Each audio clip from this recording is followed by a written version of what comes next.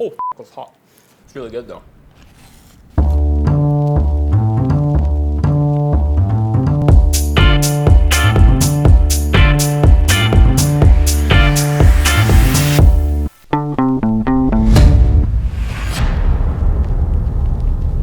Pandesal is one of those things that usually I would not attempt at home simply because bread freaks me out. Bread sometimes can go very well, it can go very wrong. It's not the easiest thing to do. So let's go talk to some experts first and see if they can give us some tips on how to remake it at home.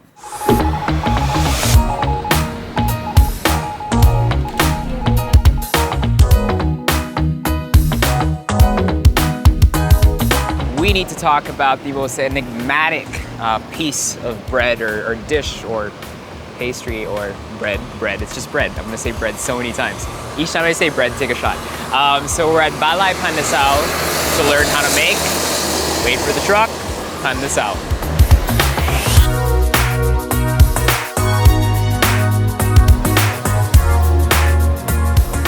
What are the basic ingredients in the pandesal that you guys make here? It's the flour, the bread flour, then there's the sugar, the salt, then the water and oil. That's the 5 basic ingredients. And there's no yeast? Yeah, there's yeast. There's yeast as well. Yes, okay. yes. And is there anything, because I never studied baking, but I do know things like the environment, the humidity, the heat, all of these things can affect the way a bread rises or anything. When in our country it's hot, so you just need a little humidity. Is it important to have a cold environment while baking? Or No. anything? You just make sure you proof them properly, let it rise properly. Pandesal started, I think it was meant to be salty, but in the Philippines they like it sweet. Sweet, yeah. So that's where the brown sugar comes in. Yes.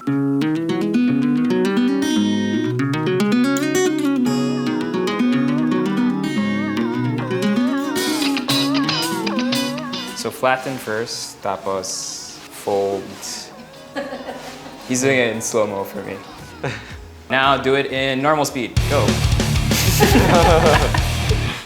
You will know if it's ready to be baked if you press it down. If it still comes back, that means it's not yet ready. It should be, when you press it, it should be like that. It wouldn't come back.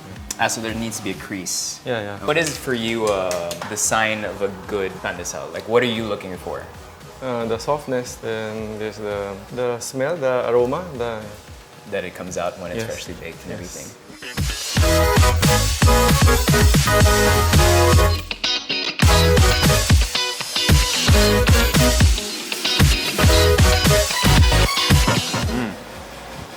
That's really good. Now I never want to eat pandesal that's not fresh. Now I need to try to make this at home. I think I'll fail. All right, so that gave me slightly more confidence. Now we know more or less how they put it together. So let's try it at home in a home format and see if it actually works out for us.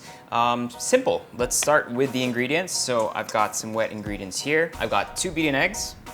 To that, I'm gonna already go ahead and mix in about 1/2 cup of sugar. If you don't want it to get too sweet, you can remove it. Actually, the original pandesal, which basically means bread of salt, probably didn't have sugar since it's based. A lot of people say there's still this bread in Spain that's very similar to pandesal because they do roll in breadcrumbs as well.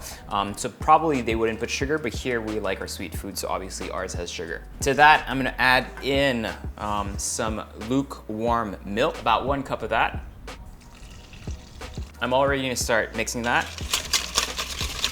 Now to the mix, I'm gonna go in and added some, I have some active dry yeast here. For active dry yeast, it's important to let it sit with some warm water at about, the water was about 45 degrees Celsius. Just when it starts bubbling like that, basically you know the yeast is still alive and you can actually use it. If you're using self-instant dry yeast, I think it's called, you can go ahead and add that straight to the mix without doing this part of soaking it in some warm water. So I'm gonna add that to the mix. And you know what? I was gonna do this with the machine, but screw it. Let's do it by hand. So I'm gonna start adding slowly the flour, about 1/2 cup at a time. I'm not gonna use a whisk here. I'm just gonna do it with a spatula. So slowly just start integrating the dough, and then we're gonna finish this by hand. So I'm using some bread flour here. A lot of people will ask the question if you can use all-purpose flour. Totally fine as well. The big difference is I feel bread flour gives you a bit more fiber, a bit more texture, whereas all-purpose flour will kind of give you something a bit too airy, I feel, and too soft. When I like eating bread, I still like having texture. There's tons of way to do pandesal, obviously, and a lot of people will differ in their types of recipes. So it really comes down to figuring out what you like and what you enjoy eating at home. Because because that's what cooking is about. There you go. We're then gonna add a little bit of salt, about 1 1/2 teaspoon. This is something you could do. You can add it basically during the liquid part, but since I was whisking it, I didn't want to dissolve too much of the salt. I kind of like having bits of salt still there. Mix that in, and then we can start working it by hand. So flour on your surface. You can go ahead and scoop out the dough. It's gonna be very sticky in the beginning. It's totally normal. That's why we have about a 1/4 cup of extra flour just on the side here, just in case it gets too sticky. Now I can actually start kneading it.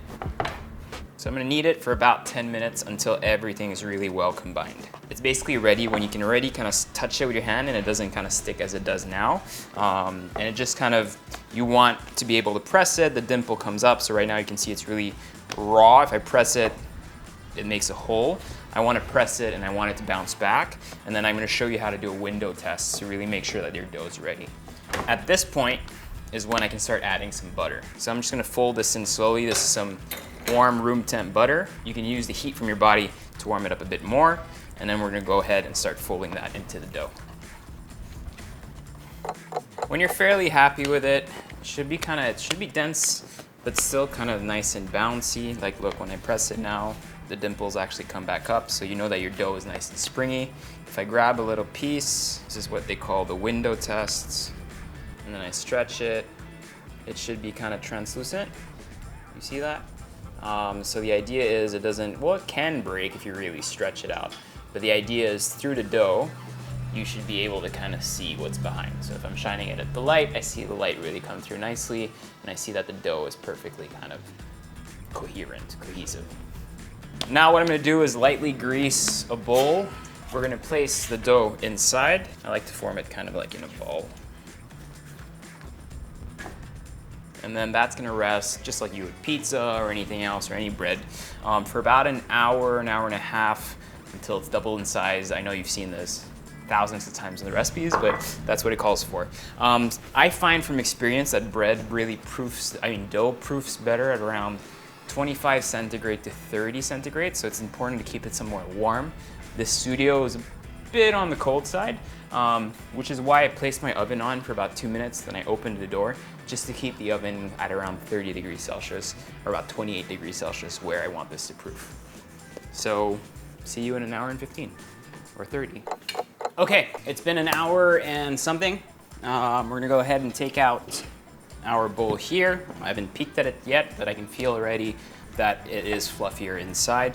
Don't worry about this. I'm shooting another recipe at the same time because this is taking way too long. We're gonna open it and you'll see that it's nice and fluffy.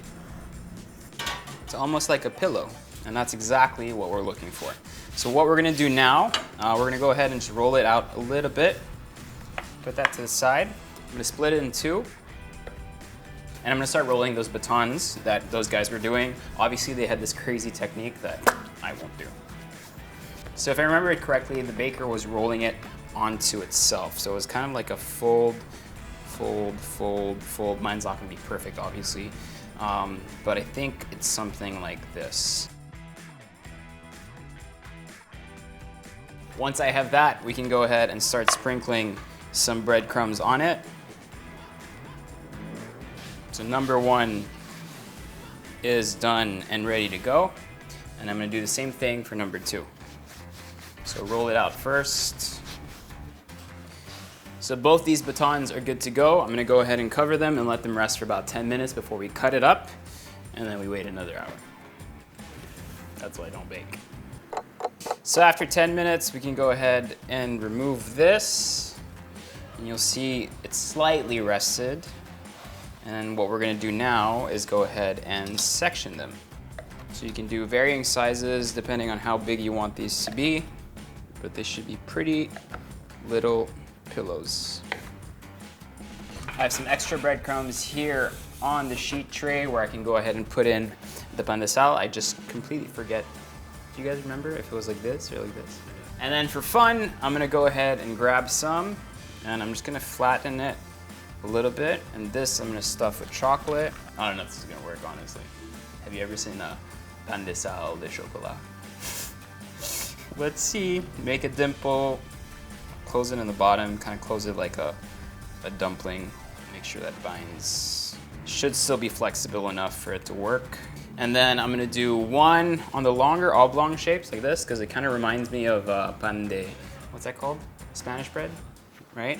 But I'm gonna go ahead and stuff this with some macapuno that I had from our hala hala video. So if you haven't checked out the hala hala video, please go and do that. So it's kind of like a pan de coco.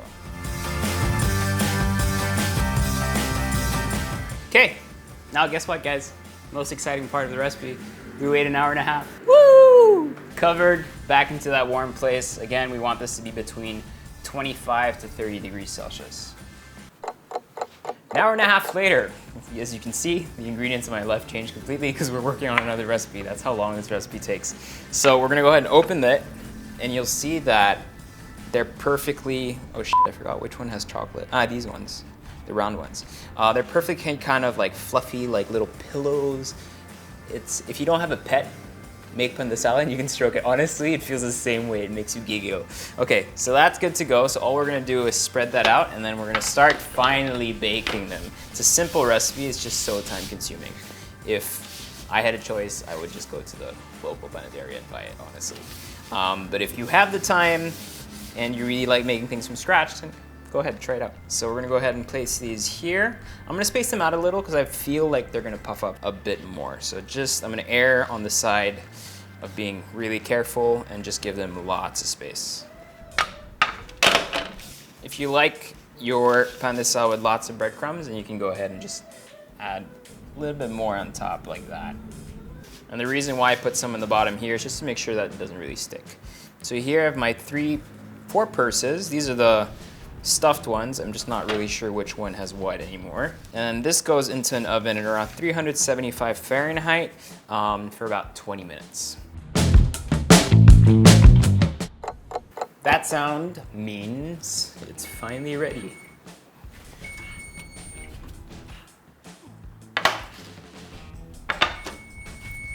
Okay, we made that mistake last time of breaking into one now.